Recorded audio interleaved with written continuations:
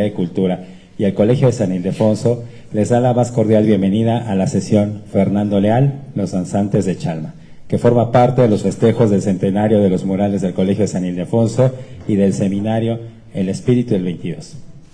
Para ello contamos con la presencia de Laura Emilia Pacheco, Rafael Escalante Ruiz y Fernando Leal Odirac. Laura Emilia Pacheco es escritora, editora y traductora literaria, fundadora de la primera etapa del suplemento Confabulario, fue directora general de publicaciones en el extinto Consejo Nacional para la Cultura y las Artes. Ha traducido a Virginia Woolf, George Steiner y Alma Guillermo Prieto, entre otros. Ha realizado guiones para TV UNAM y colaboradora con las principales editoriales de México y España. Es autora del Último Mundo, A mares llueve sobre el mar y El naufragio infinito, antología general de la obra de José Emilio Pacheco. En la colección Pequeños Grandes Ensayos de la UNAM, acaba de publicar la traducción de un texto de Edith Wharton sobre Marcel Proust. Vive en la Ciudad de México, donde nació en los años 60. Rafael Escalante Ruiz es licenciado en Artes Visuales, especializado en el taller de investigación plástica, pintura mural durante 15 años, los 3 últimos como asistente académico del maestro Armando López Carmona. Es artista visual, egresado de la Escuela Nacional de Artes Plásticas, la ENAP, actual Facultad de Artes y Diseño, FAD UNAM, Campus Xochimilco, investigador independiente. Sus áreas de interés son la pintura mural prehispánica, novohispana, fundadores del siglo XX, estructura compositiva y ekfrasis discursivo. Fernando Leal Odirac es un artista visual, pintor, escultor, grabador y diseñador. Es especialista en técnicas pictóricas clásicas como el fresco, la encáustica, el temple al huevo, el óleo, que reinterpreta en clave contemporánea combinándolas con la tecnología moderna. Estudió técnicas pictóricas medievales y renacentistas bajo la dirección del maestro Guillermo Sánchez Lemus. Junto al profesor Manuel Serrano, fundó en 1978 el taller Restauro en la Ciudad de México, especializándose en la investigación de la reinterpretación contemporánea de las técnicas artísticas clásicas. Practicó litografía y grabado en el taller de gráfica popular con el maestro de grabado José Sánchez. Fue miembro fundador y tutor académico de la Comisión Curatorial del Consejo Nacional de las Artes de México, Comisión Consultiva del FONCA. Una bienvenida y un fuerte aplauso a todos. Gracias.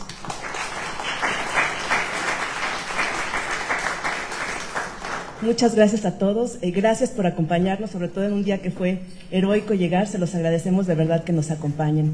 Quiero agradecerle a Eduardo Vázquez, a la UNAM, el libro del muralismo que vamos a celebrar, y en especial a el texto que quiero compartir con ustedes, que es el resultado de 30 años, quizá un poco más de 30 años de indagar sobre Fernando Leal, que es un personaje extraordinario y del que tenemos todavía mucho que estudiar y aprender.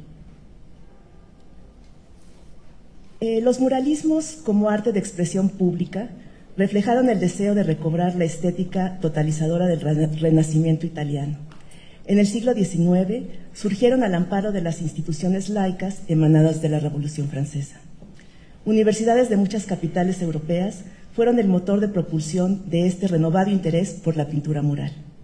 La diferencia esencial entre el muralismo renacentista y los muralismos modernos fue el intento por parte de los artistas decimonónicos de alcanzar una unidad entre arquitectura, pintura y escultura como reafirmación de las identidades nacionales.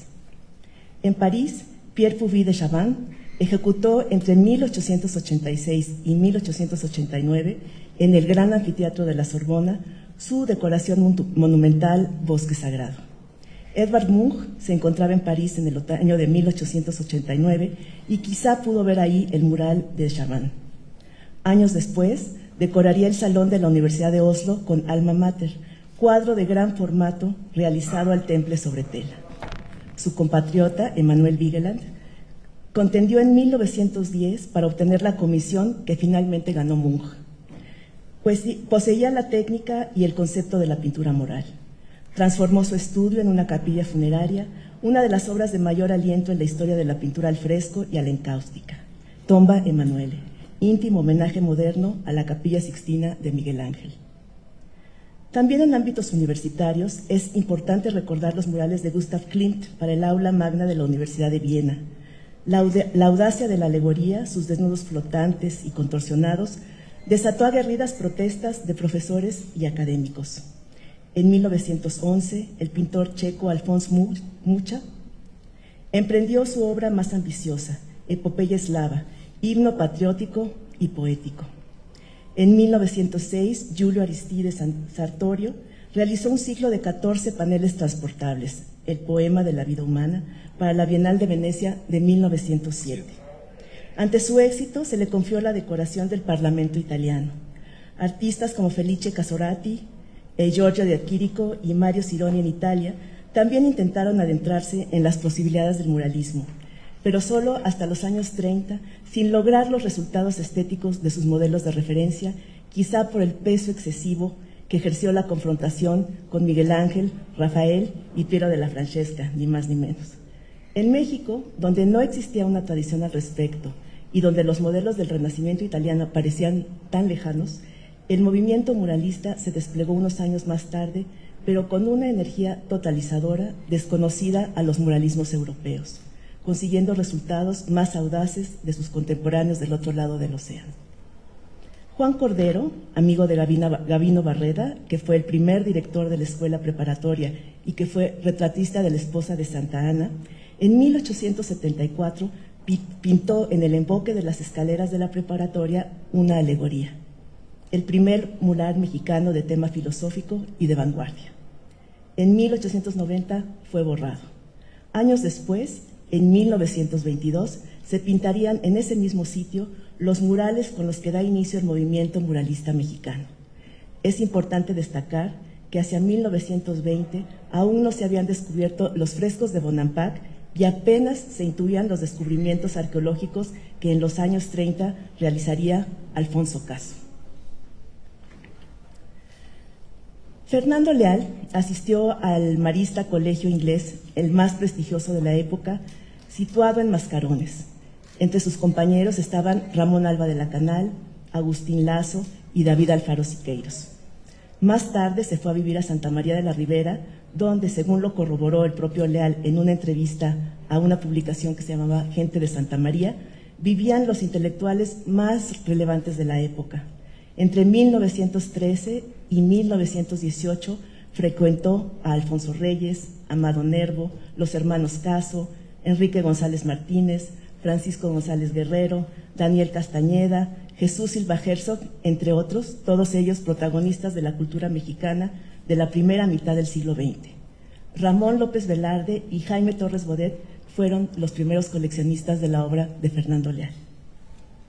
Su padre, quien era ingeniero, lo perseguía rompiendo sus dibujos sobre los libros de contabilidad hasta que se dio cuenta de que su hijo estaba adquiriendo cierta notoriedad.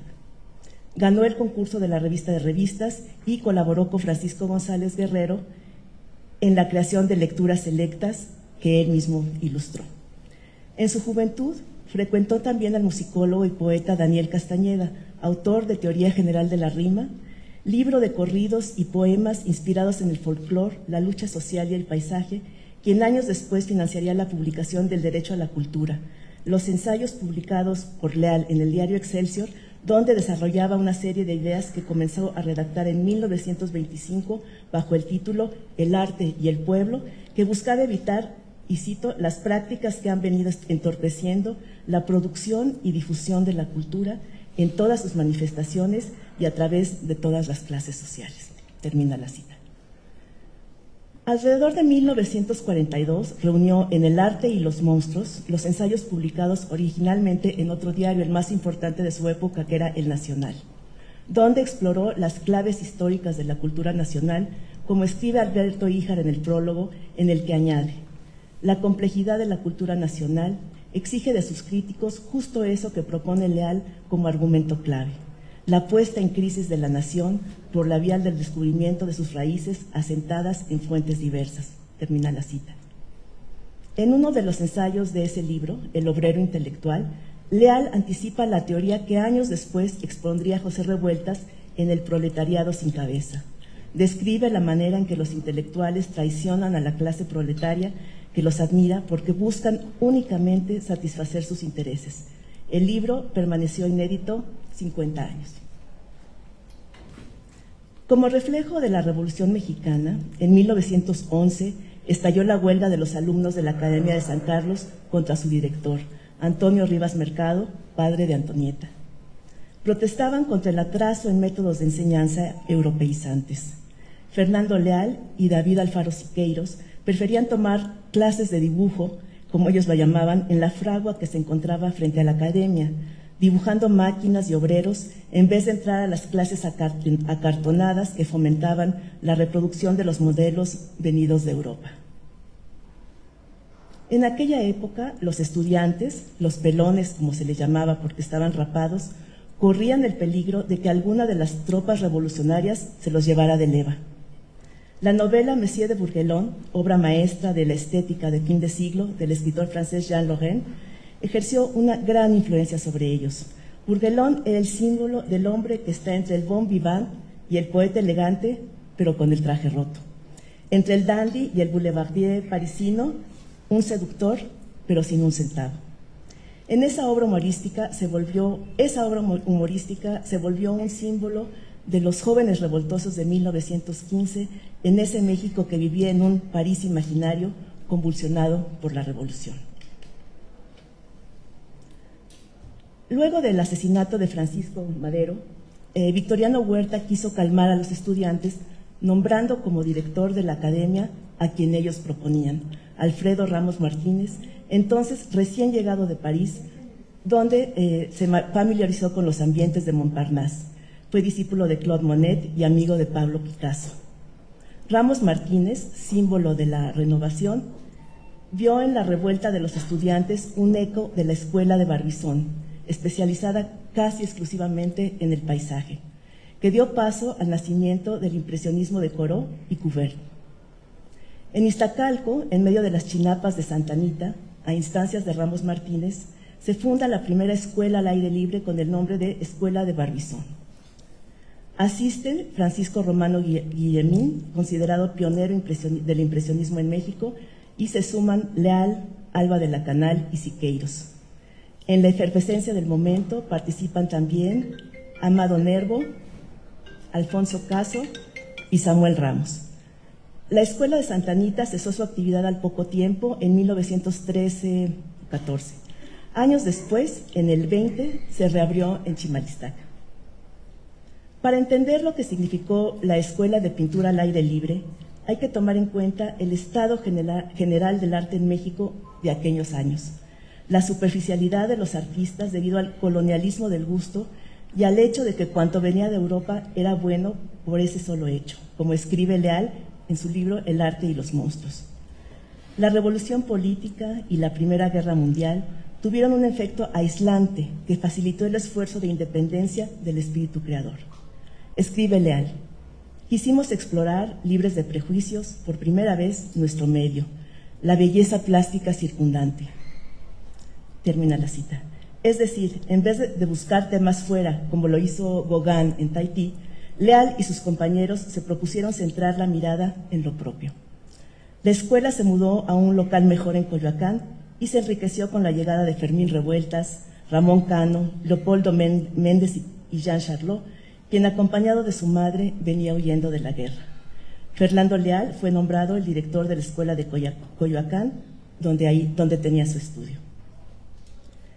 Leal y Charlot establecieron una fuerte amistad basada en un deseo igualmente intenso de expresión artística, intransigente y sin concesiones a la vulgaridad reinante, al grado que Leal lo invitó a compartir su estudio en Coyoacán y desde luego a participar en la decoración de los muros de la Preparatoria Nacional. Juntos visitaban a Diego Rivera en el edificio de San Pedro y San Pablo, donde Montenegro y el doctor Atl pintarían sus propios murales en conversaciones en francés. En una de aquellas reuniones se dieron cuenta de que Rivera ya trabajaba en los bocetos para el muro principal del anfiteatro, mismo que antes de su regreso a México, Vasconcelos le había propuesto a Alba de la Canal y a Fernando Leal, quienes amistosamente competían por él. Aunque la oportunidad de hacer el mural aparentemente se había esfumado, la idea de la gran pintura monumental se fue desarrollando en ellos y empezaron a interesarse en todos los problemas de composición que eso conlleva. De hecho, existe una serie de bocetos de Leal fechados en 1916 de una serie de azulejos para realizar un mural. Es decir, la idea ya lo rondaba desde años atrás. En ese periodo, Leal comenzó un cuadro de grandes dimensiones en su estudio de Coyoacán. El tema era sorprendente e inédito: un campamento de zapatistas. En una conversación de 1971 entre Jean Charlot y su hijo, el artista afirma, y cito: Leal fue el primero en mostrar cierta simpatía por el líder agrario Emiliano Zapata. Se cierra la cita. Entonces, uno de los muchos líderes agrarios que había. No sabemos si Leal lo conoció. Era la primera vez que se hacía un cuadro con un tema revolucionario. En medio del entorno impresionista, ese nuevo rumbo crearía una atmósfera de encono entre sus compañeros, quienes despreciaban la premisa establecida por Leal de que la composición es lo más importante en un cuadro. El antagonismo se topó con una casualidad que cambió por completo sus posiciones. Vasconcelos visitó intempestivamente la escuela de Coyoacán para ver el escandaloso cuadro de los zapatistas. Para consternación de todos, a Vasconcelos le gustó y comentó que Leal podría pintar muros en la preparatoria. El escándalo se debía a que en ese entonces trataba de evitarse la representación del pueblo armado en vista de la violencia imperante. Al pintar Campamento de un coronel zapatista, Leal decidió ir a contracorriente de todas las normas vigentes en la escuela de Coyoacán, retratando a revolucionarios auténticos, dispuestos en una rigurosa composición geométrica, en vez de posar de manera casual y sin armas. La escena subrayaba además la importancia de la veneración a la Virgen de Guadalupe como elemento que integra el mundo náhuatl con el colonial, emblema tanto de la independencia como de la revolución. Campamento de un coronel zapatista determinaría la ruta que posteriormente seguirían los muralistas. Iconográficamente, sus fuentes pueden trazarse hasta los bebedores de Velázquez y Desayuno sobre la hierba de Manet.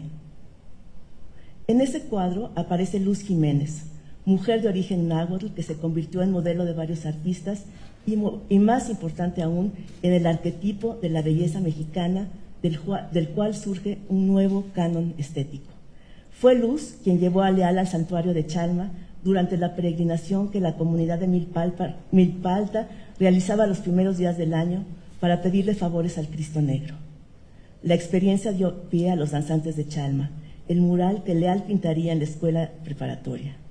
Luz aparece como modelo en Los Zapatistas, resurge en Los Danzantes de Chalma y después en La Maestra Rural de Diego Rivera. La retrató también Edward Weston en un desnudo que estableció el nuevo canon anatómico, el indígena. Las posibilidades para los artistas se ensancharon enormemente con la presencia de José Vasconcelos en la vida política y cultural del país, por su espíritu emprendedor. Como rector de la Universidad Nacional, entre sus proyectos e iniciativas, Vasconcelos propuso a la Cámara de Diputados la fundación del Ministerio de Educación Pública. Decía, ya que el hombre es pequeño, pues que sus obras sean grandes. Fue de él la idea de revivir la decoración mural que en un país en su mayoría analfabeto había servido como vehículo de comunicación a través de las pinturas que adornaban las paredes de las iglesias. Vasconcelos quería que se pintara el interior del anfiteatro de la Escuela Nacional Preparatoria. Hizo el encargo al artista Germán Gedovius, considerado el mejor maestro de la Escuela de San Carlos, pero enfermo, se declaró incapaz de emprender una obra de semejantes dimensiones. Ramos Martínez tampoco pudo aceptar debido a que también estaba enfermo. Vasconcelos le pidió entonces que extendiera la invitación a sus alumnos y a sus discípulos. Los únicos que aceptaron fueron Leal y Alba de la Canal. Cada uno por separado fue a ver al maestro Ramos Martínez, quien les pidió un boceto para llevárselo al rector. Por esos días, después de más de 15 años de vivir en Francia y España, regresó a México Diego Rivera, que en ese momento era un pintor cubista empapado de Europa, a quien Vasconcelos le extendió la invitación a participar en el proyecto. La invitación que Vasconcelos le hizo a Leal para pintar los muros de la escuela preparatoria incluía plena libertad de tema y de técnica. Vasconcelos le pidió a Leal que invitara a otros pintores, petición que también le había hecho a Rivera, pero que éste no atendió. Aceptaron Fermín Revueltas, Ramón Alba de la Canal y Emilio García Caero. Llenos de optimismo, pusieron manos a la obra. Charlot y Leal eligieron las paredes en el tramo de la escalera principal que se encuentran frente a frente. De mutuo acuerdo, convinieron los temas a desarrollar y la escala. Charlot quiso representar la violenta imposición de la religión cristiana a través de una escena de la matanza de indios perpetrada por Diego de Alvarado en el Templo Mayor de Tenochtitlan, sitio que está a unos cuantos pasos de ahí, aunque entonces hay que recordar que los edificios del Templo Mayor todavía estaban enterrados, no los habíamos visto, no sabíamos que estaban ahí. Leal prefirió una escena moderna de danzantes en el interior de una iglesia, con la idea de simbolizar la manera en que pervive la idolatría indígena a través de los ritos católicos. Ahí surgió la idea para el mural Los danzantes de Chalma. Chalma es un pueblo en el municipio de Malinalco, Estado de México, que en la época precortesiana fue uno de los centros ceremoniales más visitados. Hacia 1545, los frailes agustinos encontraron una cueva con la imagen de Tezcatlipoca, llamado por los cronistas Osteotl, dios de la cueva, el cual sustituyeron por un Cristo negro. Además de una visita a Chalma con Luz Jiménez, con la modelo, la escena de los danzantes también tiene su origen en una anécdota que le había contado su hermano Francisco. En la iglesia de la Sierra de Puebla, unos danzantes bailaban alrededor de la imagen de la Virgen. A causa de la trepidación, la imagen cayó de su nicho y dejó al descubierto una figurita tallada en piedra de la diosa del agua, que durante siglos había estado disimulada bajo el manto de la Virgen. Charlot le contó la historia a la antropóloga, historiadora y periodista Anita Brenner, quien la plasmó en su libro Ídolos tras los altares. Leal redescubre en los tratados de Chenini y Boudin la técnica del fresco, que usarán Alba de la Canal y Charlot, mientras que él eligió la técnica del encausto, que consiste en moler los colores con una emulsión de cera y de resina. Por el alto costo que tiene, esta era la oportunidad, prácticamente la única oportunidad para hacer uso de ella. Frente al mural La masacre en el Templo Mayor o La conquista de Tenochtitlán de Jean Charlot, que está a mano derecha, y a la izquierda Los danzantes de Chalma, análisis de las raíces más profundas del México del siglo XIX, presenciamos un resumen de 500 años de historia. Las enormes lanzas rojas del mural de Charlot muestran reminiscencias de Paolo Uccello, y en el extremo inferior derecho se encuentran retratados Diego Rivera, Fernando Leal con barba y Jean Charlot, que lleva lentes. En Los danzantes de Chalma, la intensidad del colorido no representa la ligereza de una festividad cualquiera, sino subraya la formalidad y el respeto de la visita al Cristo Negro. En su realización, Leal retoma la composición piramidal que utilizó en el cuadro del campamento de un coronel zapatista. En la parte superior del cuadro hay una imagen de la Virgen de Guadalupe sobre el sombrero del zapatista central, que lleva puesta una camisa rosa mexicano, color usado por primera vez en la pintura de nuestro país. En el mural de San Ildefonso, la Virgen se ubica en la cima del penacho del capitán de danzantes, ataviados con máscaras, penachos de vivos colores y acompañados de sus instrumentos musicales. El abigarramiento de la imagen, la progresión de los listones, las triadas de niñas, mujeres e indios invitan al espectador a adentrarse a un mundo ritual de sonidos diversos y ritmos envolventes que sintetizan las preocupaciones formales de las vanguardias europeas, del cubismo y su empleo de máscaras y penachos al constructivismo de los estandartes. Para encontrar la otredad, a Leal y a sus contemporáneos les bastó volver su mirada hacia México y sus profundidades.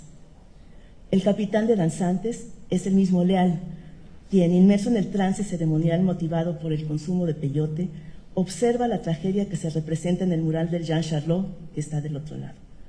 El danzante central es Quipetotec, la divinidad de los desollados, imagen sincrética del ritual judio-cristiano y de los cultos ancestrales mexicas. Leal, como nos vamos a enterar en un momento, era un profundo conocedor del mundo prehispánico, a un nivel y con una profundidad realmente asombrosos. El ritmo espiral de la composición alude a Quetzalcóatl, mientras que el Cristo Negro, en la parte más oscura del mural, funge como una advocación a Tezcatlipoca.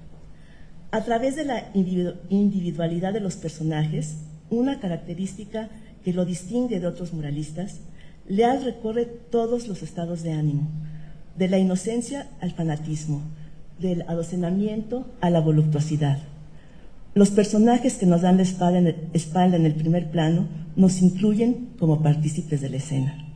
Todo ocurre bajo la mirada concupiscente del único personaje de tez blanca del conjunto, el cura, que con las manos entrelazadas en oración mira con sarcasmo a las mujeres famélicas que se cubren con sus rebozos y depositan ofrendas a los pies del Cristo Negro.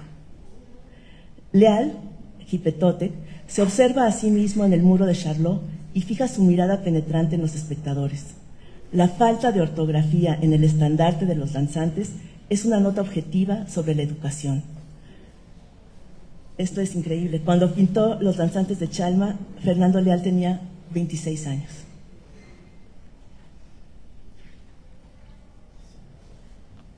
El ciclo de San Ildefonso culmina con Fernando Leal el mismo año de la autonomía universitaria, en 1929, y en su libro El arte y los monstruos dice Leal: los estudiantes externaban su desagrado arrojando ratas muertas. Estas muestras de incultura se resolvían por lo general a golpes. Cansado, Vasconcelos de tantos tumultos, mandó suspender en la preparatoria todo trabajo de decoración. De este modo, se cerró la primera etapa del renacimiento en México de la pintura mural. Termina la cita. Además de Los danzantes de Chalma, en 1927, Leal pintó al fresco La escala de la vida en la Secretaría de Salud, pero fue destruida al año siguiente con pretexto de que era una obra inmoral. En 1930 se le encargó decorar el anfiteatro de la Escuela Nacional Preparatoria, llamado a partir de entonces Anfiteatro Bolívar, para conmemorar el centenario de la muerte del Libertador. Y vamos a hablar de eso nosotros tres también el próximo 3 de diciembre, solamente de ese cuadro. Se trata de un ciclo de 9 frescos que representan la expansión del ideal libertario y antiimperialista, anticipando la preeminencia de la soberanía sobre la riqueza petrolera.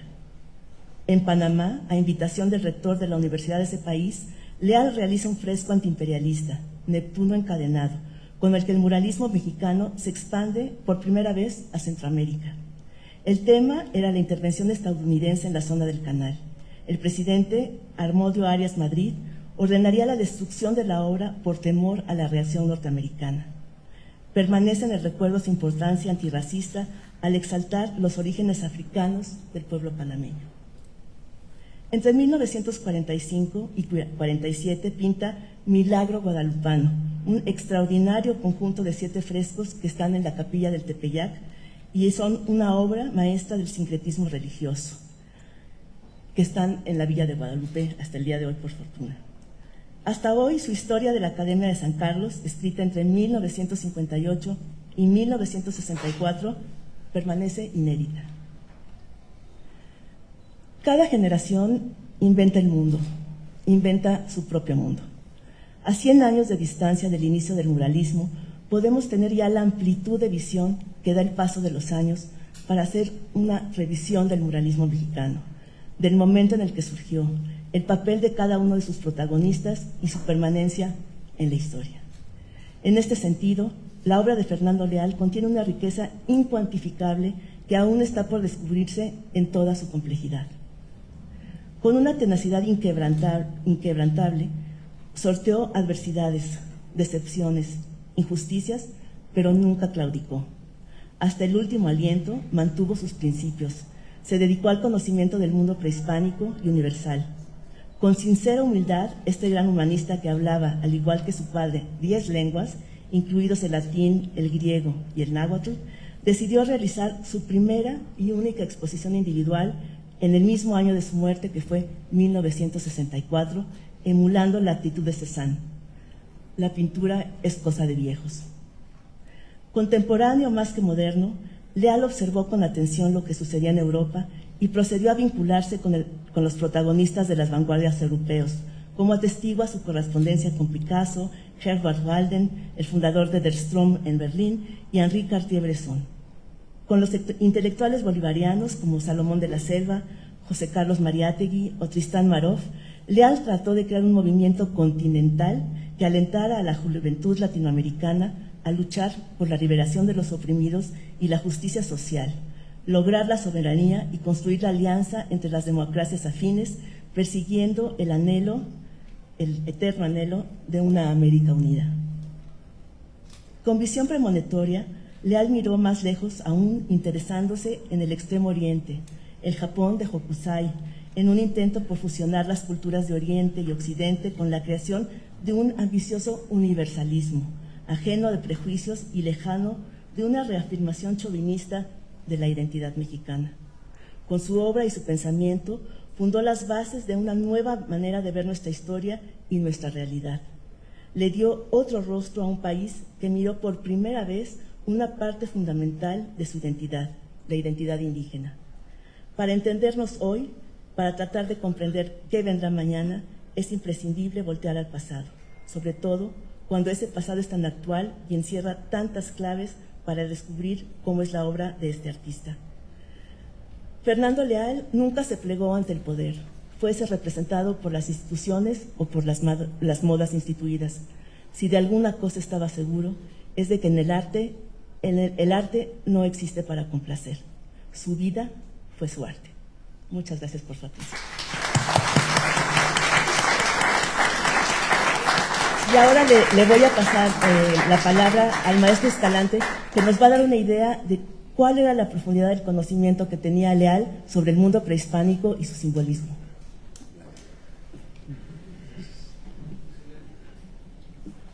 Rafael, con esto puede usted pasar las imágenes, o prefiere que lo haga.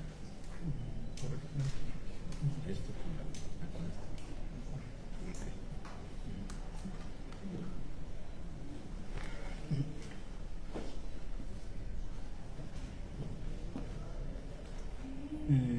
Mi intervención la titulé Esencia simbólica deidificadora multifacética del capitán en los danzantes de Chalma. Sí.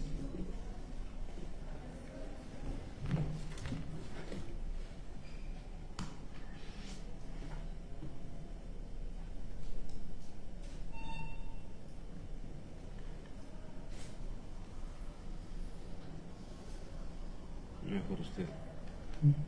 A ver qué mejor que lo haga. Ahí está. Antes de la época precortesiana, en la región norte, entre brechas, montes y escarpadas laderas, de un entorno de naturaleza abundante en flora y fauna, se hallaba en la zona de cuevas el culto a la energía de la entidad Osteotoc, cueva. Después se representó como Tepeyolotl, corazón del monte, en su nahual ocelote, jaguar, Ostoteotl, Tezcatlipoca, negro. En la cosmogonía mexicana todo se inicia en Omeyocan, en donde está la dualidad. Ometeotl, la unidad, dos Dios, se bifurca en la pareja primigenia, Ometecutli, Omecihuatl, dos señor, dos señora, y el primogénito, Tezcatlipoca, Tetradeus, comparte los atributos y características de las deidades asociadas. Tezcatlipoca negro, Mictlantecutli, Mictecacihuatl, norte, asociado al inframundo. Tezcatlipoca rojo, Xipetotec, el oriente, alba. Tezcatlipoca azul, Huitzilopochtli, sur, el cenit. Tezcatlipoca blanco, amarillo, Quetzalcóatl poniente, ocaso.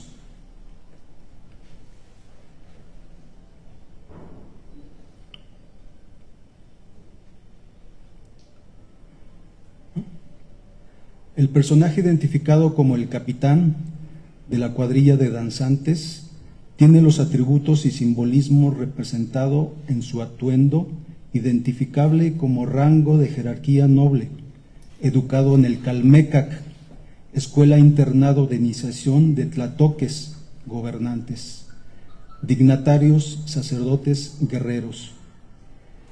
En la portación de la camisa de algodón, Ixcahuipili, la tilma azul, tilmantli, cruzada y anudada a la cintura, y el faldellín dorado con ribete bordado. En el penacho podemos identificar en el plumaje de algodón, en sus colores rojo, azul y amarillo, el simbolismo del viaje solar, en el alba, cenit, ocaso, en relación a los 4 rumbos, ejes cardinales, el este referido a Tezcatlipoca, rojo, Xipetotec, el rojo representaba la regeneración, fertilidad y la luz. El norte, referido a Tezcatlipoca negro, Mictlantecutli, Mitecacíhuatl, el negro simboliza el inframundo. El numen solar, el águila, Cuautlehuanitz, águila que asciende, hasta el cenit del viaje solar, y en el descenso, en el ocaso, lo identificamos con Cuauhtémoc, el último Huey Gran Tlatoani gobernante. El lienzo al óleo que ejecuta Fernando Leal en 1954, titulado El joven abuelo, nos da el perfil de la transfiguración del personaje histórico que estaba imbricado en el capitán de los danzantes, Cuauhtémoc, en homenaje al poeta malogrado Ramón López Velarde de su célebre poesía Suave Patria. En el intermedio cita, abro paréntesis, Cuauhtémoc, joven abuelo, escúchame loarte, único héroe a la altura del arte, cierro paréntesis. La representación de la batalla cósmica, mítica, histórica, librada en el siglo XVI en la antigua Ciudad de México, Tenochtitlan, en un escenario lacustre en el segundo plano, referente paisajístico de alejamiento y profundidad, define el encuentro de 2 mundos. La cultura mexicana encarnada en Cuaupili, noble águila, guerrero águila, a la vez Tlacatecutli, líder de armas, ataviado con el yelmo de águila, coronado con plumas de quetzal, asociadas a la divinidad y el viento, medio en el que el águila desciende, Cuauhtémoc. Hace presencia contra el adversario. La tilma del Tlatoani roja, anudada al hombro, Xutlalpili, se asocia al astro solar en su movimiento y en el ribete al manto cósmico en su paso de cometas errantes que predijeron el retorno de Quetzalcóatl. El maxtlat, paño blanco aceñido a la cadera, y las sandalias incactli con talonera y suela de ocelote. La pérdida de una sandalia podría significar el carácter simbólico de posar en aquella leyenda del peregrinaje desde el mítico Aztlán, región blanca de las garzas, y Chicomostoc, el lugar de las 7 cuevas, hacia el islote en el lago donde se fundaría Tenochtitlan. El escudo chimali es el ceremonial y de combate que representa al antecesor gobernante Ahuizotl, quien consolidó el imperio mexica. El jinete antagónico del primer plano se escenifica en donde se escenifica el nodo del conflicto, es Pedro de Alvarado, responsable de la masacre de la celebración de Toxcatl, ritual de fin de ciclo de la temporada de secas y hambruna en el 5º mes. En el Huey Teocalli, templo mayor. Por la estatura y cabello rubio, características físicas que le hicieron denominarlo Tonatiuh, deidad del sol, la representación magistral crítica de Fernando Leal lo define como águila arpía, con la cresta enhiesta, signo de perversidad y malignidad, con las patas y garras que demuestran la capacidad desmedida que tuvo en la acción visceral de actuar. Al lado de la armadura, la monstruosidad, la sombra, lado oscuro de su perfil psicológico.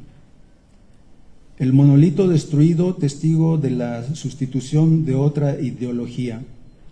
Otro lienzo al óleo sobre lino de 1956, titulado Tezcatlipoca sacando a la tierra del fondo del mar, nos describe la conexión con el ritual aciago de la celebración de Toxcatl en la regeneración y adquisición de los atributos de los masacrados, la reverberación del espejo humeante Tezcatlipoca en el viaje al inframundo Mictlán para arrebatar los espíritus de los nobles sacerdotes guerreros inermes de la deidad de la tierra, Tlaltecutli, que escondió en Aztlán Ostoc, el lugar del agua que emana de la cueva, el mar.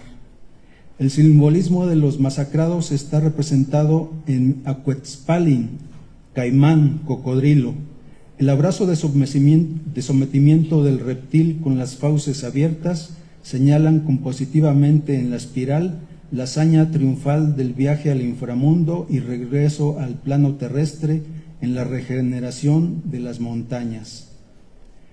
De regreso al discurso de la cuadrilla de danzantes conducida por el capitán, eclipsan de la oscuridad de la cueva Osteotoc a la representación de la deidad regente, Osteoteotl Huitzilopochtli Azul, deidad guerrera del sur, en la luminosidad del viaje solar del cenit, en que los protagonistas no proyectan sombras en las baldosas del atrio santuario conventual.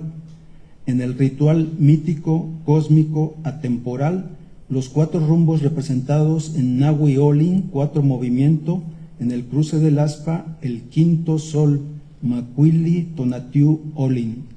El grupo de danzantes delegando funciones simbólicas en sus atavíos y accesorios propiciatorios del culto ritual deidificador, en la sinergia de la música y danza, forman una envolvente dinámica en el movimiento de los trazos vibrantes de los listones coloridos serpenteantes unidos al bastón, que van entretejiéndose con la danza en sentido levógiro y dextrógiro, con los mismos pasos marcados por el ritmo de los instrumentos, como el teponaztli, tambor de percusión de 2 membranas, tocado con baquetas o la palma de la mano, el tlapitzali, flauta de viento hecha de barro, carrizo, hueso, el violín, instrumento de cuerdas peninsular, la matraca, percusión, origen árabe, vía peninsular.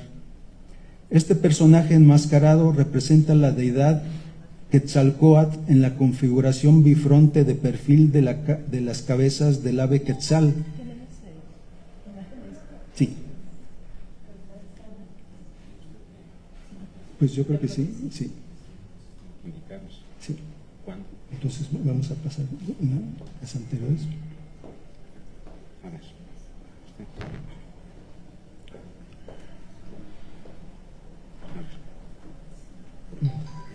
Tezcatlipoca está en la posición que tiene.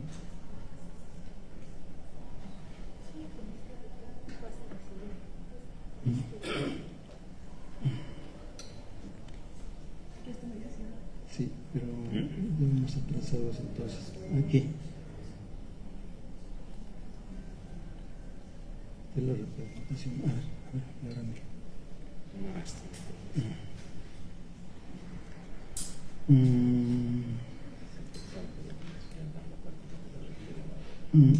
Estamos en el personaje enmascarado que representa la deidad Quetzalcóatl en la configuración bifronte de perfil de las cabezas del ave Quetzal. En su registro cromático, activando el espacio-tiempo circular del monolito labrado que registra el marcador del gran tiempo, la piedra del sol. Quincunce Olin, representado en los ofidios duales del fuego Xiucoatl en el espacio relativo circular del tiempo sagrado, el axis mundi de la cosmovisión mexica, quedando enmarcado en el rectángulo cósmico del vacío, boca abierta y se triangula compositivamente en el rectángulo de la matraca que produce el sonido onomatopeico del canto del ave en vuelo. Impulsado por el viento, atributo de la deidad Ejecatl Quetzalcóatl, hasta replicarse en la transfiguración de la boca hocico abierta del nahual del capitán, en la arcada dentaria prógnata, que resuma el aliento de vida del numen jaguar ocelote. Para testificar el prodigio diacrónico longitudinal mítico espiritual, el personaje de perfil con gabán negro semeja un cuchillo de pedernal.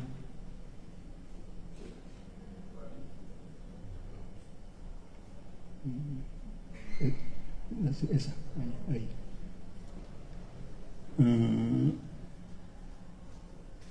Este es el personaje de perfil con un gabán negro, semeja un cuchillo de pedernal. Tecpatl, onix u obsidiana, istli, de forma lanceolada, con adorno facial de 3 dientes del glifo Aquetzpalin, caimán, cocodrilo. El cuchillo de sacrificio era parte de los atributos de la deidad Tezcatlipoca Negro. Entonces el oficiante sacerdote se encuentra en el escenario de la representación sincrética de una consagración y rito dual de la deidad Tezcatlipoca Negro en la advocación del Santo Cristo Negro de Chalma. El espacio-tiempo del ritual sagrado en el concepto filosófico antropológico, en el discurso de la imagen del mural, se vuelve atemporal en la sincronicidad de la ubicación y orientación del recinto arquitectónico colonial, que posiblemente haya sido in situ el templo adoratorio consagrado a Tezcatlipoca Negro. ¿Pasamos? ¿Dónde está la maqueta?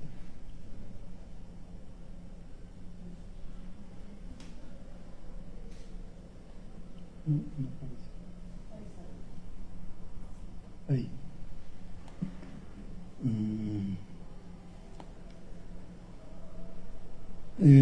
El discurso de la imagen del mural se vuelve atemporal en la sincronicidad de la ubicación y orientación del recinto arquitectónico colonial, que posiblemente haya sido in situ el templo adoratorio consagrado a Tezcatlipoca Negro, con la orientación en el proyecto de conjunto ceremonial arquitectónico vigente y comprobable en la develación de la zona arqueológica histórica existente. En el centro está el recinto de las Águilas, donde encontraron la deidad de Mictlantecutli. El centro ceremonial que tenemos en primer plano posiblemente haya sido dedicado a Tezcatlipoca Negro. Desde luego el que está en el fondo es el centro más importante dedicado a Tlaloc y Huitzilopochtli, el templo mayor. Volvamos a la imagen de la representación del mural para hablar ahora de otras claves. Ahí. La cenefa inferior, que delimita la escena del discurso visual, está integrada al tiempo de recorrido físico y simbólico en el ascenso y descenso del espectador por la escalera. En el descanso y arranque de circulación hacia el último nivel del recinto, sucedáneo del descenso de Quetzalcóatl en la advocación de Cuculcán, en el firmamento hace el viaje al atardecer hacia el inframundo en el solsticio de primavera, en Chichén Itzá, en la cultura maya, identificado como Venus, lucero de la tarde, y en el retorno cíclico aparece por el este identificado como Tlahuizcalpantecutli, señor del alba, la relación arqueoastronómica de la deidad solar equivalente a Venus en la cosmogonía mesoamericana. La síntesis geométrica del ofidio en la sucesión de prismas romboidales en proporción armónica de Fibonacci 3421 lo acerca al número de oro compositivo.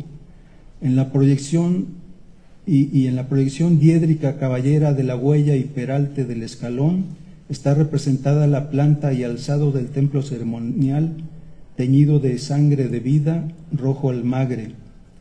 El último comentario en la imagen del Santo Cristo de Chalma está representado compositivamente en el triángulo isiático, el conocido triángulo rectángulo pitagórico 345, y la cabeza coronada del Cristo exangüe tiene la presencia y referente en los pliegues piramidales de los rayos con la representación de Mictlantecutli, deidad de la muerte.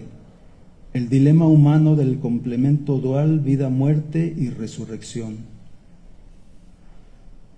el ejercicio de exégesis de la esencia de una cultura ancestral y comparada en la pintura mural en la técnica al encausto ejecutada en la primera veintena del siglo XX de Fernando Leal, nos hace reflexionar y admirar la gran capacidad intelectual y de oficio extraordinaria restituida de tiempos milenarios en Grecia, Pompeya, y ejemplos del retrato psicológico de Al-Fayum en Egipto, la genialidad de Velázquez en Las Meninas en la segunda mitad del siglo XVI, el cenáculo de Leonardo da Vinci a finales del 480, que podríamos calificar como la genial actualización contemporánea vanguardista del siglo XX de un acontecimiento cultural documental perenne, de la regeneración de la resistencia del culto restituido por una imposición de dominación expansionista en una de las deidades importantes en su ritual y veneración, por mantener el orden cósmico en su cosmovisión cultural colapsada. Solo en la ejecución visionaria de una mente privilegiada en los danzantes de Chalma, el hombre sabio en conocimiento, Tlamantini, Fernando Leal, es de alcance trascendente universal en la historia del arte, al generar el movimiento iniciático muralista mexicano en el concepto temático que derivó en las bases del nacionalismo hacia la Escuela Mexicana de Pintura. Gracias.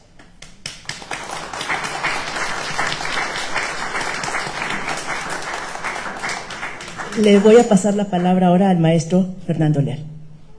Bueno, realmente después de dos intervenciones tan magistrales como las de ustedes dos, es difícil añadir algo. Yo quisiera, sin embargo, terminar de... bueno, muy bien. Voy a abrir simplemente con una carta que nos ha enviado la escritora Carmen Carrasco, que en este momento está escribiendo un libro en Panamá sobre el Neptuno encadenado, mencionado por Laura Emilia Pacheco. Y este párrafo, que es breve, es pertinente para el enfoque que yo le voy a dar a esta obra de mi padre, ¿no? Dice, me lo acaba de enviar sabiendo que se tenía este simposio, dice: los danzantes de Chalma representan la universalidad de la tragedia indígena latinoamericana. Esta obra no es de México, esta obra es el mundo indígena que intentaron que olvidáramos, pero no fue así. Sometidos a una feroz conquista, sus luchas para salvaguardar su cosmovisión, su diosa Pachanamá o Mamá Pacha, su lengua y sus costumbres, Leal en su fresco, dice fresco, es en cáustica, me traslada a la lucha de las taironas y de las quimbayas en Colombia contra los invasores, Atahualpa con sus ojos enroquecidos por la ayahuasca frente a su derrota y muerte en el Cusco, hoy territorio de Perú. Los araucanos, música que se entrelaza de lo mágico y de lo religioso, la imposición de la religión por debajo de los faldones de una virgen ahuecada, está la diosa Nuque Mapu de los indígenas chilenos. Los Caribe, para evitar ser conquistados, se escondieron en la espesa selva y simularon ser animales, desaparecieron. Y los Guayú de Venezuela, que buscan fusionarse con sus caras pintadas de diversos colores con la naturaleza a fin de encontrarse con sus dioses. Los danzantes de Chalma es reencontrarme con mi orgulloso pasado, mis ancestros indígenas. Por tanto, esta obra no es de México, esta obra es universal y nos pertenece a todos, escribe Carmen Carrasco.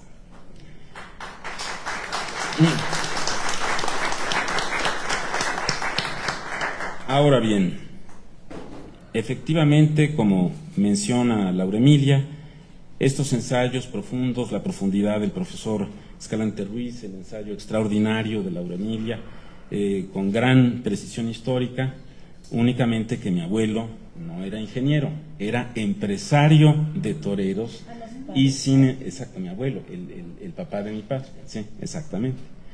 Aquí tenemos justamente mi primo hermano, ¿no?, cuyo padre, tío mío, era ingeniero, exactamente.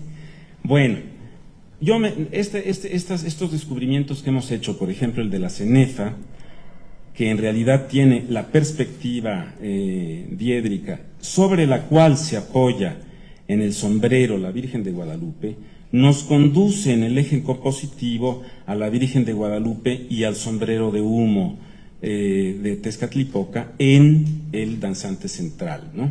Ahora, aquí vemos esta rarísima fotografía que aparecía reproducida en el libro de Jean Charlot, que es uno de los dos libros testimoniales de los inicios del muralismo, el otro ya ha sido mencionado, El arte y los monstruos, que por el estilo extremadamente ácido, la pluma de Leal era un poco como de Quincy, ¿no? Y a través de un proceso de gran ironía hace un análisis no únicamente de los hechos históricos que le tocó vivir, sino de la situación de la cultura que se desarrollaba en México y sus paralelismos y divergencias con aquella europea.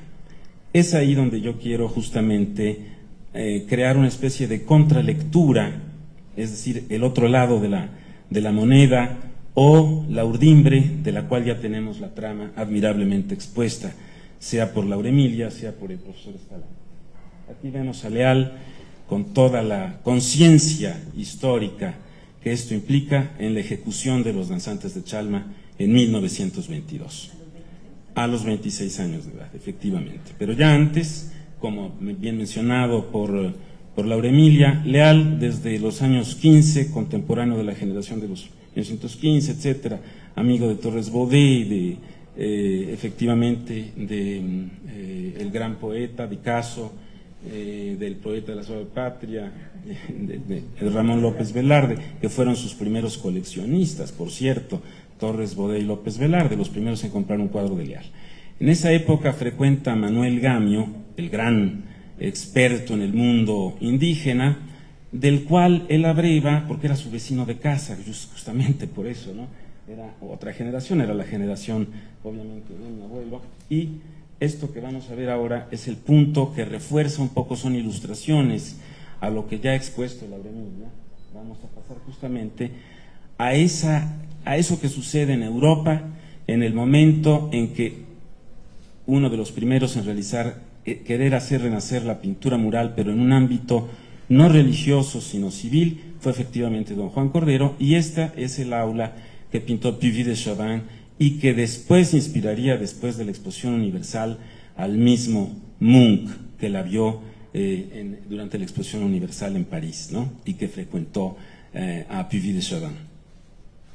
Aquí vemos, hablábamos de Klimt y de los murales que Klimt habría de realizar en la academia, en la Universidad, de Viena, y vemos cómo efectivamente estos muralismos renacen en un ámbito civil normalmente ligado a espacios universitarios o a espacios, digamos, donde se ejerce la jurisprudencia. Efectivamente, la intención, curiosamente, es algo que podríamos llamar el espíritu del tiempo, es la de eslabonar con técnicas que tratan de reconstruir o que reclamizan sobre el Renacimiento, pero que tratan de atribuir un contenido casi siempre identificado a las identidades nacionales. Y ahí es donde vienen las grandes diferencias entre los danzantes de Chalma y prácticamente toda la pintura mural existente. Esto lo vamos a ver un poco más adelante y espero lograr, si no demostrarlo, al menos provocar su curiosidad.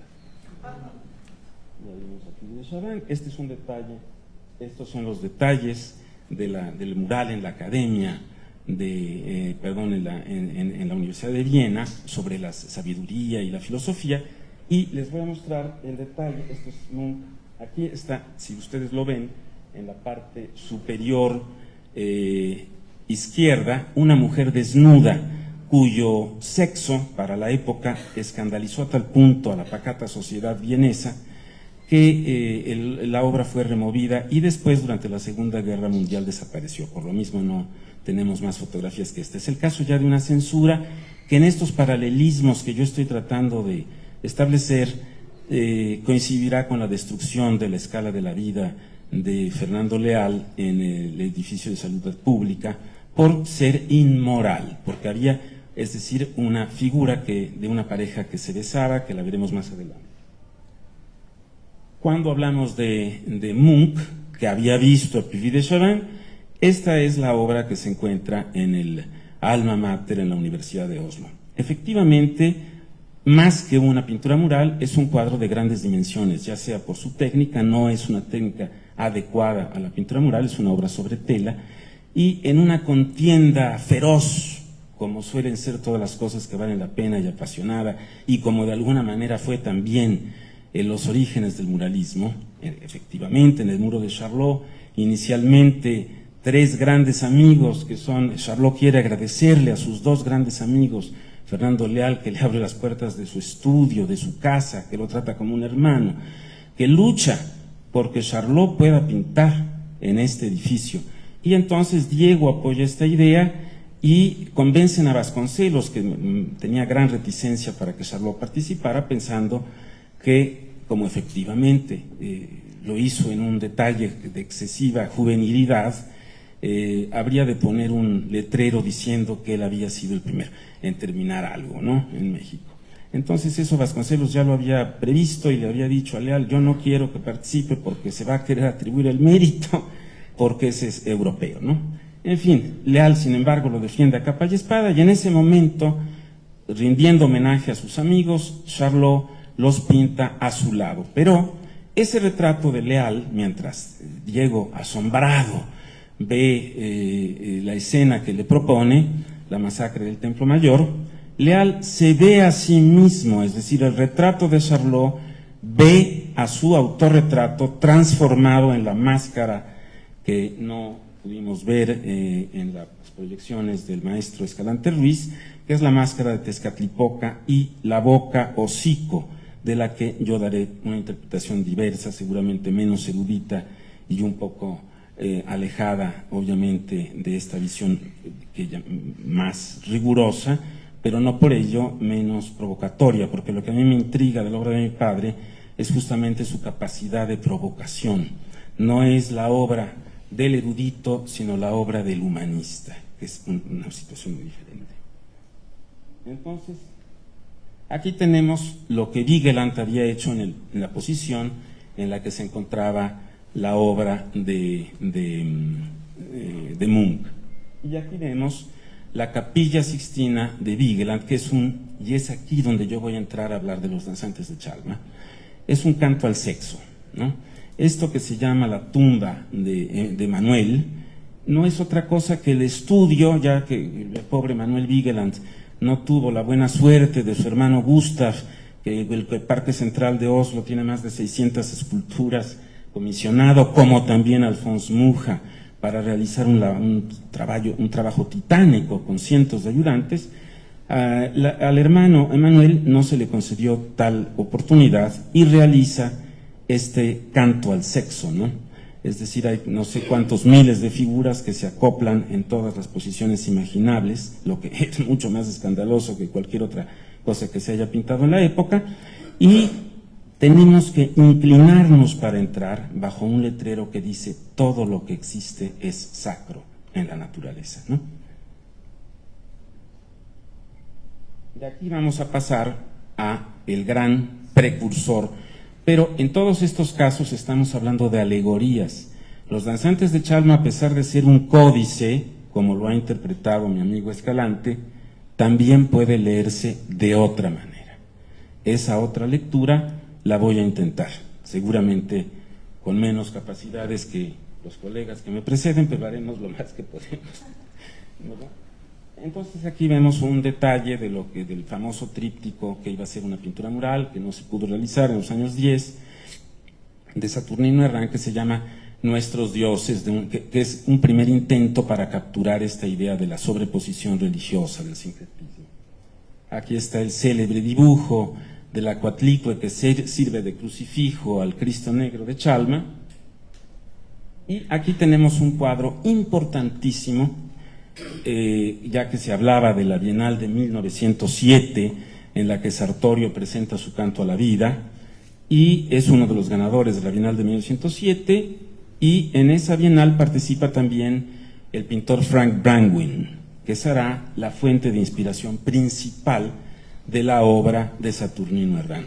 Si nosotros analizamos este cuadro, veremos que ya se encuentra, el tema es el mismo, es un funeral en Venecia, es el mismo de la ofrenda que años después, pocos años después, pintará Herrán. Pero pongamos atención a la posición de las manos, todas estas arquetipos, ¿no?, que se inician desde luego en la pintura moderna con Leonardo, ¿no?, en la cena precisamente del Cenacolo Vinciano, en donde permanecerán por siglos estas actitudes de una mano así, etcétera, que tienen un significado simbólico y tienen ya, son arquetipos, digamos, de una cierta expresión o voluntad de expresar ya con reglas establecidas. Estas reglas van a transformarse notablemente en los danzantes de Charma.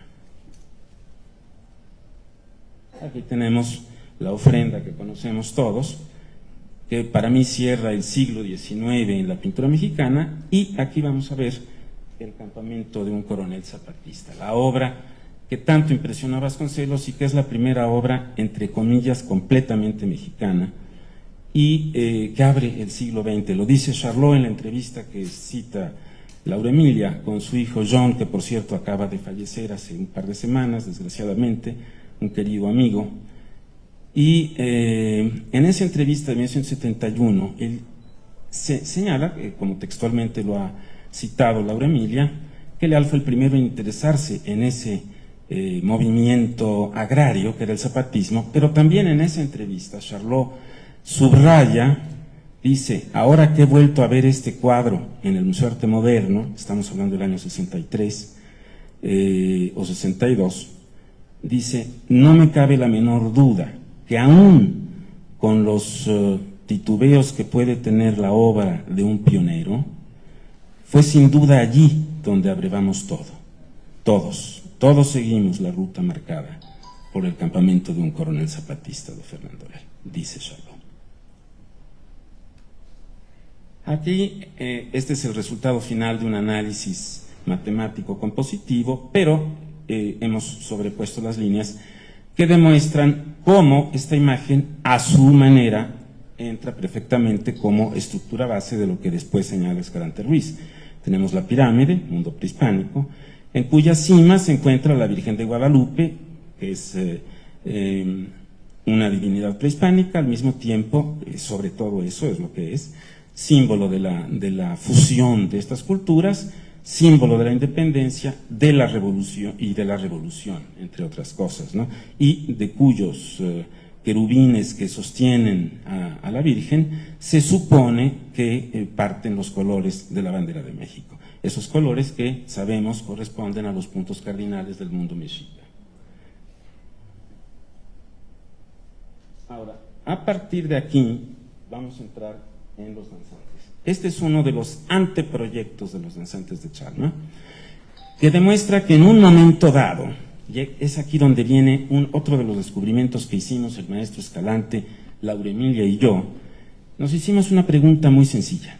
Tomamos el túnel del tiempo, viajamos a 1921-22, corredores fríos, un mundo en el que no existía la cinematografía. Charlot lo describe, dice, ¿qué hacíamos para divertirnos? No era París, ¿no? En fin, ¿qué sucedía? Estamos ahí y a Leal se le ha encargado de invitar a aquellos que él considere que estén interesados y tengan la capacidad de pintar murales. Entonces, todo el edificio es de ellos. O sea, no está pintado nada. ¿Por qué decidieron pintar esas escaleras? Esa pregunta tan sencilla nos llevó a una conclusión muy importante. Bueno, ya Antonio Rodríguez en su ensayo de 1973 se había acercado a nuestros descubrimientos. Bueno, debemos agradecerle mucho, y Antonio Rodríguez está también citado por Laura Emilia en uno de los párrafos de su espléndido ensayo, y dice, es que Leal eligió el muro más difícil porque trató de acumular la mayor cantidad de problemas compositivos. Pero no es únicamente eso, es que es el punto más alto del edificio y tiene el sentido sacrificial de la escalera, y está en el ángulo exacto que indica desde este edificio el ángulo en el que sucedió la masacre del Templo Mayor. Entonces, eso hace que Charlot y Leal estén reconstruyendo el rito de Tezcatlipoca, ¿no? Entonces, sirve de prólogo la masacre, pero Los Danzantes de Chalma es una escena contemporánea en donde el rito viene reconstruido, y tratándose de que en la realidad de Chalma el rito era al aire libre, otra pregunta que nos hicimos ingenuamente el maestro Escalante, Laura Emilia y yo, es: si es al aire libre, ¿por qué utilizó un fondo negro? Bueno, muy sencillo, porque en realidad es la luz cenital, de ahí lo menciona Escalante Ruiz en su espléndido ensayo, de ahí la carencia de sombras proyectadas, pero ese espacio negro es al mismo tiempo la cueva, como hemos dicho, de Ometeotl, y obviamente es una referencia al Tezcatlipoca negro. Entonces está reconstruyéndose el rito, está diciendo: el rito no fue destruido, lo está reinstaurando en una inversión del secretismo religioso, como hará después en la Villa de Guadalupe, en donde pintará una pirámide triunfal en el interior de un templo católico, pero que no es un templo católico, es nada menos y nada más que la pirámide, la capilla que ordena la Virgen en la cima del templo de Tonantzin, ¿no? Entonces él la reinstaura, no es una pirámide demolida, porque tiene el teocalli e irradia luz al interior. Todo esto nace ya en Los Danzantes, es decir, la obra de Leal, como señaló Escalante Ruiz, es un laberinto inmenso en donde todo tiene una razón de ser. El maestro Escalante también descubrió, y lo menciono yo, que el Tezcatlipoca, sacando la tierra del fondo del mar, el cuadro del personaje que saca el cocodrilo, lo pinta Leal 23 años después de Los Danzantes, en el 56, para cerrar el ciclo de Tezcatlipoca. En este boceto, sin embargo, vemos la gran diferencia en el momento en que nace lo que para mí es el tema del mural, ¿no? En primer lugar, está a espejo, quiere decir que la forma de este proyecto indica que en un momento dado Leal pensó pintar en el muro que hoy día ocupa la masacre, y Charlot en el muro que hoy día ocupa Los Danzantes. En segundo lugar, el Cristo está en el centro, es decir, es un protagonista, mientras que en el mural el Cristo está en la parte más silenciosa y oscura, porque es justamente la encarnación en el mundo judío-cristiano de Dios hecho hombre, y es el que está en el mayor silencio, es decir, la impotencia de las buenas intenciones del cristianismo frente a la realidad del mundo, el gran drama humano que representan Los Danzantes de Chalma, ¿no? Es ahí donde trasciende el sentido alegórico y va más allá o más acá, como queramos, ¿no?, de una lectura estrictamente simbólica. Este proyecto es inédito. Y ahora vamos al proyecto ejecutivo de Los Danzantes, ¿no?, que es verdaderamente una obra maestra matemática. El proyecto ejecutivo de Los Danzantes, la proporción de los círculos cambia según la profundidad, ¿no? Y voy a pasarles otra transparencia. Exacto. En esta transparencia, en la transparencia naturalmente, no en el dibujo, yo sobrepuse las líneas de acción que efectivamente demuestran lo que Laura Emilia nos explicaba, que se trata de la pirámide en cuya cima tenemos el penacho del danzante central, que, como ya se ha explicado, tiene el espejo de Tezcatlipoca y la Virgen de Guadalupe. Pero esto está unido por unos ejes de los estandartes, las astas, digamos, de los estandartes, que para mí son, como también Antonio Rodríguez lo había intuido, grandes símbolos fálicos, ¿no? Hay símbolos fálicos y vaginales y todo esto, porque Los Danzantes de Chalma es una obra de una feroz sexualidad, en mi opinión. Ese es el punto central que va más allá. Y por eso me permití llamarle a mi modesta intervención la atemporalidad de las emociones, que llamamos sentimientos. Este es el proyecto ejecutivo a la acuarela. En este proyecto hay una variación muy importante en relación al mural. En el lado izquierdo, junto al cartillo donde aparece el nombre del mural, el primer nombre, que es simplemente Los Danzantes, hay una pareja de turistas que han sido sustituidos por la ofrenda floral y que serían pues la familia que complementa al niño que está en el mural de Charlot, ese niño güero cuya función nos explicará el mismo Charlot o su hijo Jean Charlot, es cómo Charlot le quiere mostrar la verdadera historia de la conquista y no la que se enseña en las escuelas en Europa. Estos podrían ser el papá y la mamá del niño, ¿no? Pero el estilo caricaturesco inspirado en los dibujos de Karl Arnold y la revista Simplicissimus, Karl Arnold fue el maestro de Gross, alejaban, distraían de lo que es la esencia real, completamente anticaricaturesca del mural. Y pasamos al siguiente. Aquí tenemos ya Los Danzantes, con obviamente el descenso de Kukulcán, ¿no?, que es la cenefa, los problemas estos, cómo descubrimos, cómo podemos afirmar que se trata de una pirámide en proyección caballera. Pues eso es muy sencillo, porque si fuera un simple elemento decorativo, en el ángulo en donde se interseca con la Virgen, hubiera unido los triángulos y no los hubiera mantenido así separados para crear la ilusión de perspectiva. Ahí podemos ver justamente cómo, ¿no?, en este gran drama, en esta boca, hocico, anal, sexual, etcétera, existe también el símbolo fálico del palo del estandarte y la forma ovoidal, ¿no?, la forma más bien de las mujeres que asisten a la danza, que son justamente Luciana, ¿no?, que tienen sendas velas escamadas como símbolos fálicos, decía Antonio Rodríguez.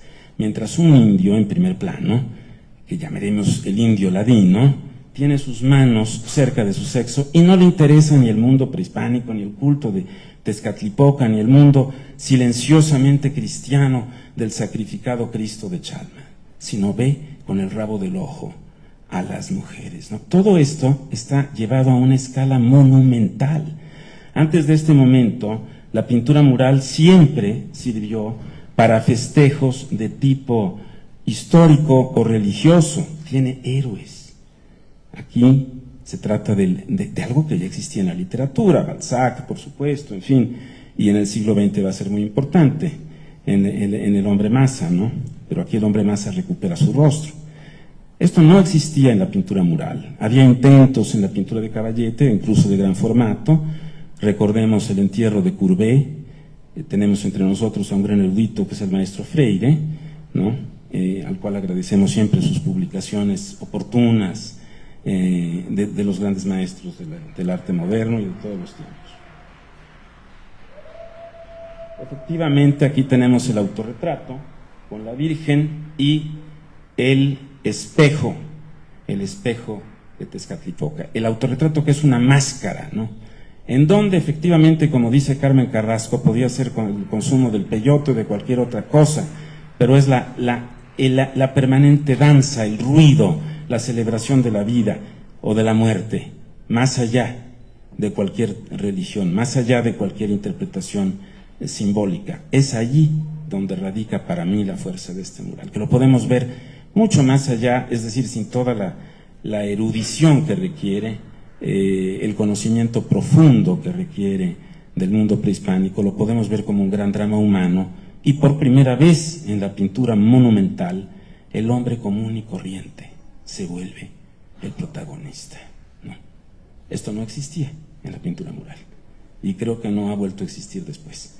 Con solo 30 figuras nos da la ilusión de la masa, pero esa masa está caracterizada, o sea, ese hombre masa es también un individuo, cada uno con su personalidad, efectivamente citando a Laura Emilia, y que a su vez Antonio Rodríguez también lo había mencionado.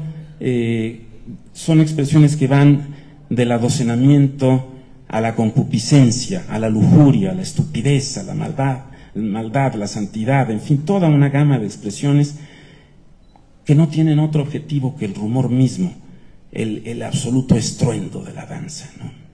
Es decir, es allí donde entra también el secreto del colorido. El colorido tiene una razón simbólica, pero también es el resultado de la visión, es un colorido admirablemente resuelto de manera práctica, que sería como un caleidoscopio, es el caleidoscopio de la visión cósmica, ¿no? Este es el dibujo. Hay que aclarar que en esa época todos los cartones, se le dice cartones a los dibujos ejecutivos para pasar al muro. Este es el dibujo escala 1:1 del danzante central, que ya lo vieron ustedes, pero todos los cartones que hicieron todos los otros pintores y el propio Leal después serían en blanco y negro. Todos los de Leal son a colores y son usando una técnica poco propicia para una imagen tan fuerte, la pintura al pastel. Es decir, el pastel lo relacionamos siempre con Renoir, con la pintura francesa de tonos muy delicados, o la pintura italiana del 700, o Salva Carriera, etcétera, etcétera. No lo relacionamos con este nuevo empleo en donde las tendencias más modernas del cubismo y demás se ponen a la disposición y a la, digamos, transgresión de un método pictórico, ¿no? Esto es también anticipatorio de algo que va a ser parte de ese espíritu del tiempo manifestado en la Neue Sachlichkeit, el Novecento, Valori Plastici, y todos estos movimientos figurativos que curiosamente son después del surgimiento del muralismo mexicano, es decir, después del año 1922. Aquí lo vimos, ya vemos todo esto. Este es, por ejemplo, el violinista. Veamos cómo un personaje de segundo plano, de segunda importancia, adquiere en la obra de Leal esa impresionante caracterización, ¿no? Tenemos geometría, tenemos una solución escultórica y el hombre común elevado, cincelado a una dimensión heroica. Empezamos a olvidar que se trate de indígenas, son seres humanos.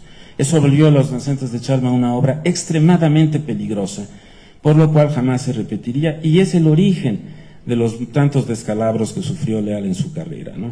Es decir, estos señores que están aquí representados no son indígenas, son seres humanos que resulta que son indígenas, entonces pueden autogobernarse, pueden hacer lo que se les dé la gana, no necesitan un Estado que los proteja. Es ahí donde viene el descalabro. No son aquellos que tanto popularizará la pintura mural mexicana, siempre necesitados de la protección de un magnánimo Estado y de algún obrero que tiene el capital bajo el brazo y nos indica el camino hacia una fábrica. Estos son simplemente seres humanos. Empezamos a olvidarnos que se trata de danzantes, empezamos a olvidarnos que se trata de la reconstrucción del culto de Tezcatlipoca, empezamos a olvidarlo porque, como decía Wittgenstein en relación a su Tractatus, decía, es como una escalera por la cual una vez que hayáis subido hay que abandonarla. Entonces, como decía también Octavio Paz, la poesía es una forma especial de ignorar, ¿no? Entonces, este detalle es un niño en la parte perdido, pero cada cosa está estudiada al milímetro, geométrica, psicológicamente, la interioridad, la invención del tercero pictórico, del personaje que no es ni uno, ni otro, es toda la geometría, gracias a la cual tenemos la ilusión de un rostro y gracias a la cual, con recursos estrictamente pictóricos, tenemos la ilusión de la existencia de una persona. Aquí tenemos la escena justamente del indio ladino que observa a las señoras en forma lasciva. La composición en espiral, la espiral logarítmica de las mujeres del lado derecho con los símbolos fálicos de los cirios, evidentemente es ya la base del mural de la escala de la vida, que veremos también el detalle que motivó la destrucción. Este dibujo asombroso porque es el detalle de la mujer con la mano que el otro ve lascivamente, pero dense ustedes cuenta la proporción de la mano en el signo de la cruz y la estrechez de la frente.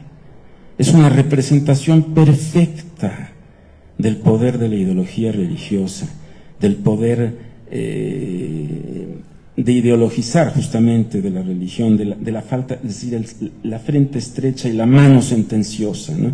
¿De qué manera logra, de una manera sutilísima, lo que otros quisieron realizar a través de lo evidente? La obra de Leal es siempre sutil, no es evidente porque él no subestima a sus espectadores, no cree que tenga que darles lecciones de nada, está ahí para ser vivida y observada.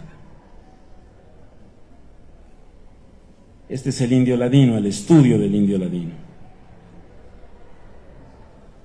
Aquí viene el triángulo de las niñas, ¿no? Que, como mencionaba el maestro Escalante, son efectivamente, porque existe incluso un documental de 1922 hecho por un fotógrafo anónimo, ¿no? Una película muda, en la cual se ve que todo esto que es aislado y que sucede en un escenario pobrísimo, era así, son 3 niñas, 3 de esto, 3 del otro, las tríadas, y aquí vemos esa manera como él recurre estas expresiones que van de la desprotección y la inocencia a la soledad cósmica, ¿no? El detalle de una de estas niñas, que después otros pintores tratarán de repetir, pero sin esta profundidad psicológica. Esto es absolutamente, es un dibujo fabuloso, ¿no? Y ven en los semicírculos, es el espacio que ocuparían las manos, resueltos de esa manera en el proyecto geométrico, ya que el mural se pasó al muro con un compás que yo tengo hasta la fecha, y que es un compás de 1,50 m, con el que fueron trazadas de nuevo en el muro, igual que la solución con más de 500 puntos de fuga de cada uno de los detalles, ¿verdad? O sea, esto es un trabajo titánico. Las manos, ¿ven? Esto va a ser característico en Leal, el estudio separado de cada elemento, ¿no? El distanciamiento analítico.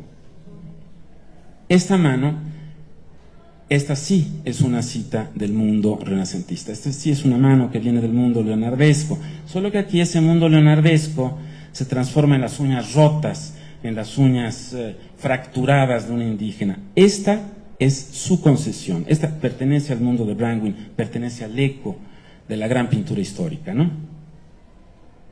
Como esta mano, que después se transformará en los puños tantas veces representados por otros artistas, así como en el anteproyecto existe el indígena hincado con los brazos abiertos, que después aparecerá muchos años después de otra manera en la obra de su ex compañero de salón de clase, David Alfaro Siqueiros, ¿no? Aquí tenemos un detalle más claro aún, ¿no? De esta relación del indio al que no le interesa, con un guaje, que también es un símbolo fálico, esto me lo explicó el mismo Antonio Rodríguez, y aquí tenemos el cuadro Juventud, ¿no? Este cuadro se puede leer de muchas maneras. Fue destruido porque en 1927 se consideraba que una pareja besándose y que se diera un seno era algo obsceno. Es prácticamente la primera obra verdaderamente erótica del muralismo mexicano, ¿no? Y tiene toda la simbología que funde el mundo precolombino con el mundo oriental. Es decir, el abrazo es yin-yang, ¿no? El mundo del extremo oriente, el mundo chino. La hoja abierta y la hoja enrollada son la misma hoja, es decir, se llama la hoja elegante, y enrollada es un símbolo fálico, abierta es un símbolo vulvaro-vaginal. Ahí tenemos el elemento judío-cristiano. Después, la cortina de nopales tiene las tunas son el símbolo de los corazones en el mundo prehispánico necesarios al sacrificio. Entonces, porque el grito de guerra azteca, Atl Chinoli, su significado no es agua y fuego, sino sangre y fuego, ¿no? Porque el agua es la sangre, y por eso es tan acertada la observación del maestro Escalante en relación al color óxido de fierro en la cenefa que representa a Quetzalcóatl o Cuculcán, ¿no? Aquí también tenemos otra cenefa, ¿no? También con esos significados. Todas estas fajas existieron, este traje existe hasta la fecha, lo usaba Luciana, por cierto, Luz Jiménez, se llamaba Juliana, no era ni Jiménez ni Luz. Ella adoptó el nombre de Luz, porque siendo primero modelo de Leal y de Alba de la Canal, Leal le hizo una innumerable cantidad de retratos y le decía: tú eres la luz de mis ojos. Y por decirle esto, ella adoptó ese nombre y ella se puso Luz Jiménez. Luz Jiménez nació casi el mismo año de Fernando Leal y murió el mismo año de Fernando Leal, pocos meses después. Aquí tenemos este hombre mestizo o blanco, que es el sacerdote, con las manos grasientas, ¿no? Y que en vez de ver a la figura silenciosa del Cristo, observa burlonamente a las mujeres famélicas que depositan las ofrendas, ¿no? Entonces, atrás efectivamente los carteles con los errores ortográficos, y vemos cómo en este mundo de los atavismos, ese mundo en donde las cosas suceden porque así nos han enseñado que deben suceder, pero no sabemos exactamente por qué. Porque si yo salgo y le pregunto a algunos de los señores danzantes que danzan aquí si saben todo lo que nos ha explicado nuestro amigo Rafael Escalante Ruiz, dudo profundamente que esto así sea. También, si a personas muy católicas les hago alguna pregunta sobre el Antiguo y el Nuevo Testamento, o sobre el problema de la consustanciación de las figuras de la Trinidad, es casi seguro que tampoco me sabrían responder. Entonces Leal nos demuestra que esto es un drama humano, y en ese momento en comenzamos a desnudar a los danzantes de Chalma, de ser los danzantes de Chalma, y de representar únicamente al mundo indígena para representar algo más concreto, más vasto, más impreciso, el ser humano, ¿no? En ese momento, en esta novela de masa, ¿no? Esto es también un espíritu del tiempo. Habrá dos obras que en la literatura, y hice la precisión de que mi abuelo era un empresario de cine junto con los hermanos Alba, porque Leal en sus memorias recuerda esas impresiones de los primeros cinematógrafos hacia 1903-1904. Entonces, esa visión casi cinematográfica del cine mudo va a permear a la literatura en dos obras fundamentales, que son después de Los Danzantes. Es uno de ellos, el autor sí conoció a Leal y fueron muy amigos, hicieron un libro juntos con Maples Arce, que es John Dos Passos. Y John Dos Passos escribe en 1926 Manhattan Transfer, la primera novela de masas, la primera novela en donde la masa es el protagonista con dimensión heroica, ¿no? Y después, en el 29, inspirado probablemente por Dos Passos, Alfred Döblin escribe su insuperable Berlin Alexanderplatz, ¿no? En donde Franz Biberkopf, que sería el danzante central de Berlín Alexanderplatz, ¿no?, marcha aún y el pavimento de Berlín retumba bajo sus pasos cuando ya ha sido mutilado, privado de todo, y sigue sin embargo marchando, ¿no? Así como los danzantes siguen danzando para siempre, retumbando telúricamente en este suelo sísmico de México. El detalle estudio de las mujeres famélicas. El detalle de las manos, nuevamente los símbolos fálicos de las velas, ¿no?, los cirios, pero la delicadeza, la solución, cada detalle. Cuando vemos el mural completo, ya terminado, no nos imaginamos todo lo que hay detrás de esto, ¿no? La mano del indígena sentado en el primer plano, en donde nosotros nos vemos incluidos a través del artilugio de los sombreros que el maestro Escalante descubrió que muy probablemente conducían por la posición de la escalera a una trajinera, lo que también nos vuelve a colocar en ámbito ritual. Pero el artilugio de los sombreros, no nos olvidemos que la primera vez que se representan figuras de espaldas al espectador es Giotto, y ese es el momento en el que cambia completamente la historia del arte, porque esas figuras de espaldas a nosotros nos incluyen, es decir, la multitud somos nosotros somos parte de los danzantes de Chalma, ¿no? El pie, este detalle me parece fabuloso, ¿no?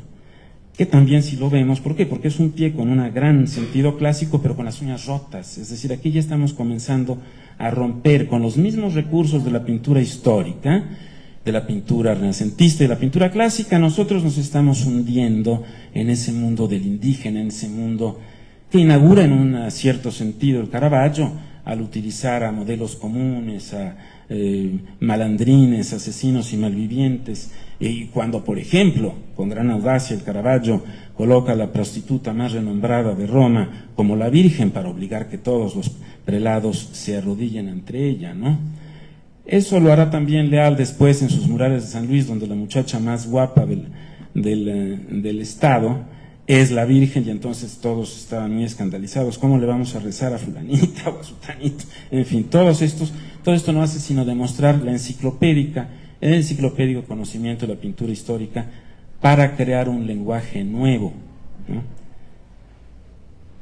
Este es uno de este hay dos versiones, una versión en blanco y negro y una versión a colores, pero quise mostrarles esta del retrato de Luciana por la gran sutileza, la increíble sutileza de la mirada, ¿no? Este diálogo de miradas.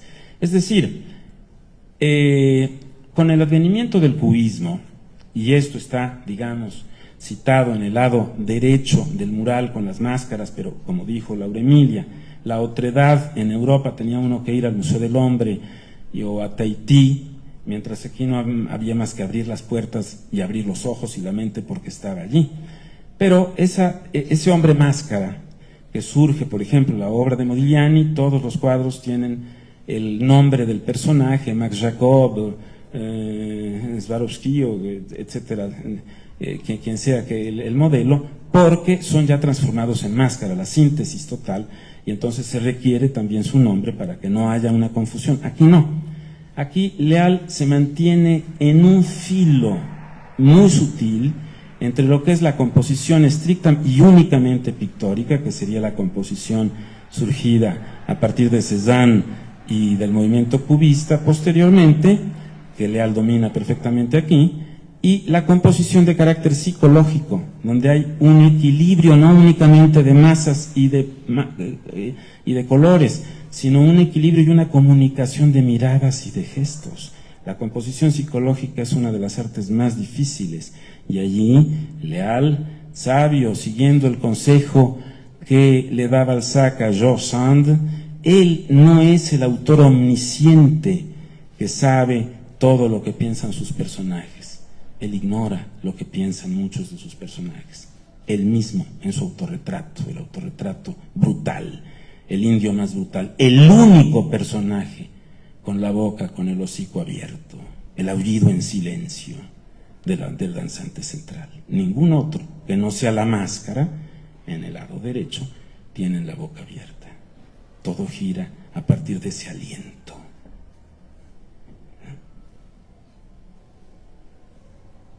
Aquí es un poco para cerrar, es lo que les describí en los murales de la villa, la pirámide triunfal que irradia luz, ¿no?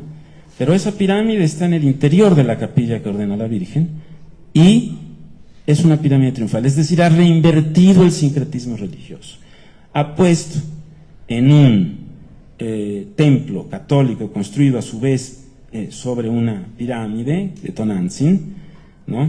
En donde erróneamente muchos piensan que el nombre de Guadalupe viene por Guadalupe en España, pero a mí Salvador Díaz Cíntora, nuestro más grande experto en el mundo náhuatl y gran latinista y helenista, y que escribió un libro sobre el tema, dice que es porque los españoles, pues desgraciadamente, a veces tenían un poco duro el oído y no habían escuchado que el canto indígena decía Cualupi, que quiere decir que ella pose su pie en la tierra, y no es una virgen morena, sino tiene el rostro cubierto de ceniza, ¿no? Parte ritual. Y por último, queriendo cerrar este viaje a través de los danzantes que pueden ser los personajes de la gran novelística del siglo XX y del cine, ¿no? La épica del hombre común, pero que en la historia de la pintura mural, de la pintura monumental, han entrado por primera vez en su completa historia en los danzantes de Charma. Por último, este grabado, que es un grabado también del año 22, que representa a los danzantes y que nos recuerda justamente esa colaboración fraternal entre Jean Charlot y mi padre, en donde mi padre ayudó a Charlot. Hay un cuadro de Charlot que es una variación de la naturaleza muerta del campamento de un coronel zapatista, a perfeccionar su técnica pictórica, y Charlot le enseñó a mi padre a grabar en madera, y es así como ellos dos iniciaron el grabado en madera en México, ¿no? Y pues realmente no creo que yo haya podido añadir mucho a lo que dijeron mis colegas, pero lo que quise es decir eso, ¿no? Que es un organismo palpitante. Tal vez sea mi propia proyección de cómo yo lo veo, pero yo lo veo así.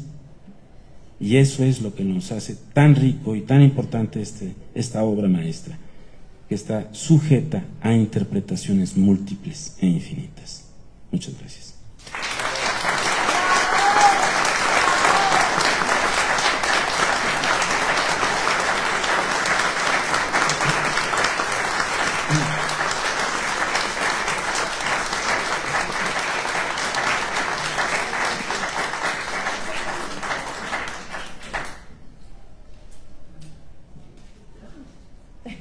¿Por qué no vamos a ver el mural? Está aquí a la vuelta. En fin.